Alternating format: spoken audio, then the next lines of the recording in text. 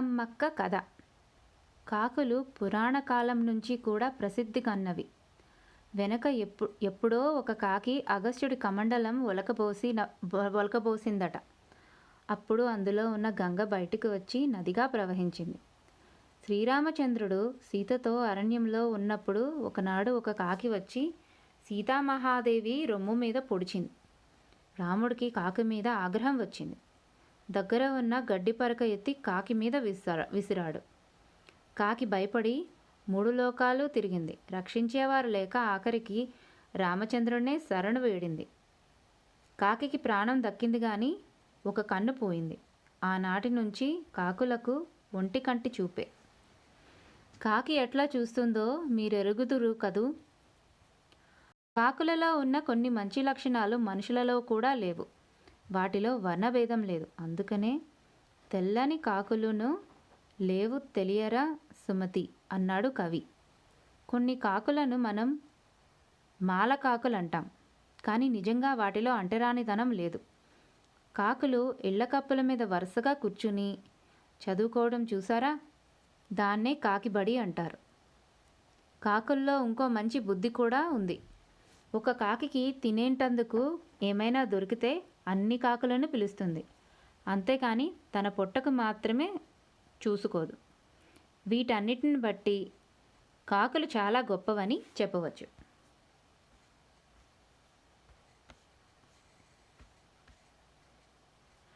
అటువంటి ప్రసిద్ధిగన్న కాకి వంశంలో పుట్టింది మా కాకమ్మక్క. ఆవిడ గొప్ప సంగీత విద్వాంసురాలు. ఆవిడ గొంతెత్తి కాకధ్వని, కాకభైరవి మొదలైన రాగాలు పాడితే దిక్కులు మారుమోగిపోతాయి. వినేవాళ్ల చెవులు చిల్లులు పడతాయి. కాకమ్మక్కయ్య మొగుడు కాకిబావ చాలా విద్యలు నేర్చినవాడు. పిల్లలను ఎత్తికొట్టి చేతిలో ఉన్న అప్పచ్చులు కాజేయటంలో నేర్పరి. ఇన్ని గొప్పగణాలను చూసే కాకమ్మక్క కాకిబావను వరించింది. ఒకనాడు పొద్దున్నే కాకిబావయ్య కాకమ్మక్కయ్యతో అన్నాడు గదా, ఒసే కాకామణి, మనం ఈ పూట ఎక్కడికైనా మంచి చోటుకి విందుకు పోతే ఎలా ఉంటుందే అన్నాడు. బావకు సంతోషంగా ఉన్నప్పుడు అక్కయ్యను కాకామణి అని పిలుస్తాడు. బాగానే ఉంటుంది, ఎవరి ఇంటికి పోదాం అని రాగం తీసింది కాకమ్మ. కాకమ్మక్క ఎప్పుడూ మామూలుగా మాట్లాడదు, సంగీతంలో తప్ప. దగ్గరే నాయుడు గారి ఇల్లుంది. పొద్దుటిపూట వాళ్ళ ఇంట్లో చక్కని ఇడ్డెన్లు, ఉప్మా చేసుకుంటారు. అయితే నాయుడు గారు కుంభకర్ణుడు.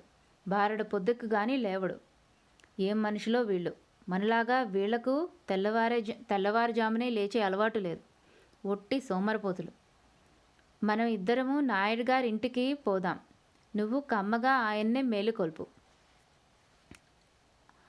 అప్పుడు ఆయన లేచి మనకు పలహారం పెట్టిస్తాడు అన్నాడు కాకిబావ. నాయుడు గారి ఇంటి పక్కనే వేప చెట్టు ఒకటి ఉంది. దాని కొమ్మ ఒకటి మేడ మీదకి ఉంది. ఆ కొమ్మ మీద కాకి దంపతులు కూర్చున్నారు. ఇద్దరు గొంతులు కలిపి ముచ్చటగా నాయుడు గారికి మేలుకొలుపు పాడనారంభించారు. కా కా కా కా క్రా ఆక్రా కిర్ క్రీ క్రా క్రహ కా ఆ కా కా క్రా క్రు కిర్. కాకిపాటకు ఎంతటి వారినైనా నిద్ర లేవలసిందే. కాకిపాట ఋషుల తపస్సు కూడా భగ్నం చేయగలదు. కానీ నాయుడు గారి ఎద్దు స్వరూపం. అందుచేత ఆయన కాకి దంపతుల పాట లక్ష్యం చేయకుండా గురకపెట్టి నిద్రపోతున్నాడు. అందుచేత మన కాకి దంపతులు స్థాయి హెచ్చించి రాగం మార్చి ఇంకో మంచి పాట ఆరంభించారు. కాకభైరవి ఆలాపన జోరుగా సాగింది. అంతకంతకు పంచమ స్థాయికి వెళ్ళింది. ఎట్లాగైతేనేం నాయుడు గారు లేచాడు. కానీ కాకిపాట ఆనందించడానికి బదులు తన చేతికర్ర కాకుల మీదకి కోపంగా విసిరాడు. అది కాస్త వేపకొమ్మల మధ్య చిక్కుకుపోయింది. చేసేది లేక నాయుడు గారు నౌకరును పలహారం తీసుకురమ్మని కేక వేసి ముఖం కడుక్కోవడానికి వెళ్ళాడు. నౌకరు నాయుడు గారి పలహారం పట్టుకొచ్చి గదిలో పెట్టి వెళ్ళాడు. 6 ఇడ్డెనలు, కమ్మని నెయ్యి, గారెలు, బిస్కెట్లు, వెన్న అన్నీ పళ్ళెంలో ఉన్నాయి. కాకిబావ, కాకమ్మక్కయ్య చెట్టు మీద నుంచి దిగివచ్చి పలహారం ప్రారంభించారు. కాకమ్మక్కయ్య ఒక్క ఇడ్డెన ఒక్క గారే తిన్నది. కాకిబావ మాత్రం దిట్టంగా తిన్నాడు. అయితే ఇద్దరూ వెన్న నంజుకున్నారు. ఇద్దరి ముక్కలకు వెన్న అంటింది. ఇద్దరూ కాసిన్ని మంచినీళ్ళు త్రాగారు. కాకిబావ నాయుడు గారి తివాసీ మీద ముక్కు తుడుచుకున్నాడు. కాకమ్మక్కయ్య పక్క గుడ్డలతో తుడుచుకున్నది. ముక్కు తుడుచుకుంటూ ఉండగా కాకిబావకు మంచి ఆలోచన కలిగింది. పలహారం పళ్ళెం అంతా తను పట్టుకుపోతే ఎంత బాగుంటుంది అని. ఆలోచన బాగానే ఉంది, కానీ పట్టుకుపోవడం ఎట్లా? పలహారం పళ్ళెం ముక్కులకు ఆరపదు. అందుకని కాకిబావ పలహారం పళ్ళెం కింద ఉన్న గుడ్డను ముక్కుతో పట్టుకుని లాగాడు. బళ్ళ మీద పళ్ళెములు, గిన్నెలు, గ్లాసులు పెద్ద చప్పుడుతో కింద పడినాయి. ఇక గప్చిప్. అక్కడ ఏం జరిగిందో కూడా చూడకుండా కాకిబావ, కాకమ్మక్కయ్య ఊళ్ళోకి ఉడాయించారు.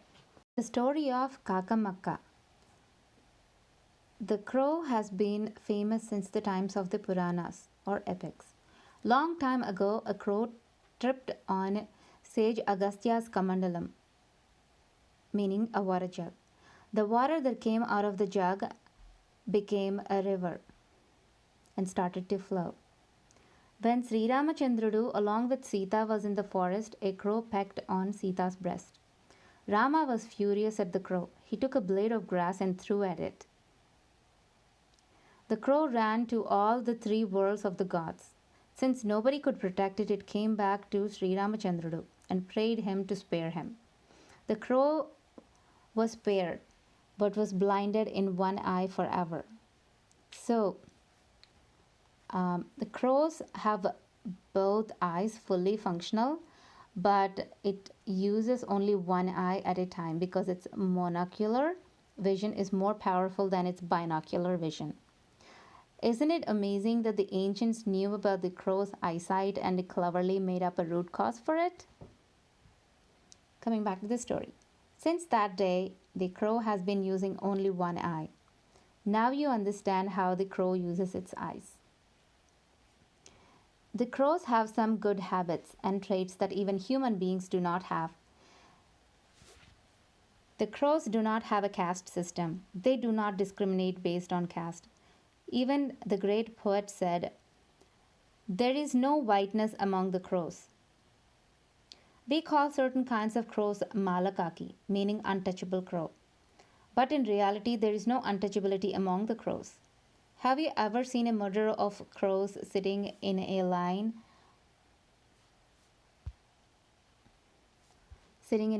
on top of the rooftop? And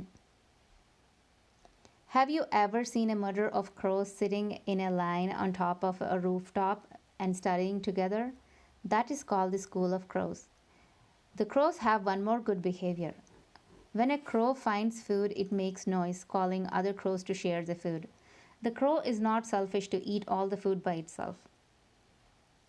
Thus, we can confirm the crow is a very intelligent and kind and ethical bird. Our Kakammakka is also born in the great crow family. She is a great musician. She is a great singer. When she opens her throat and starts Kakadvani, Kakabhairavi ragas, the four directions start to echo her sounds. Whoever hears the sound would nearly have their eardrums explode. So, Kakadvani and Kakabhairavi are not really the sounds a crow can make. The author was trying to induce humor by saying the crows also had their own Carnatic version. Kakamakka's husband is Kakibava. He mastered a lot of things. He is skillful at distracting the kids by touching their heads, and when they are distracted, he would grab any eatables from their hands.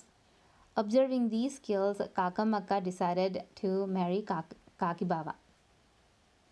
One fine morning, Kakibava said to Kakamakka, "Hey Kakamani, how would it be if we went for a nice feast?" Whenever Kakibawa is in a happy mood, he calls Kakamakka Kakamani.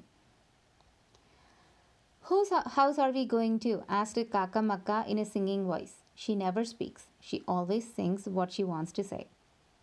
Nearby we have Nayar Garu's house. Let's get breakfast from there. For breakfast they make nice idlis and upma. But Naidu does not wake up early in the morning. He sleeps like a Kumbhakarna. Kumbhakarna is a giant who sleeps for like 6 months in a year and wakes up only like once or twice a year. He does not wake up till late in the day. He is lazy like that. Let's go wake him up. You can wake him up with your beautiful songs. He will wake up and give us breakfast, said Kakibawa to Kakamaka.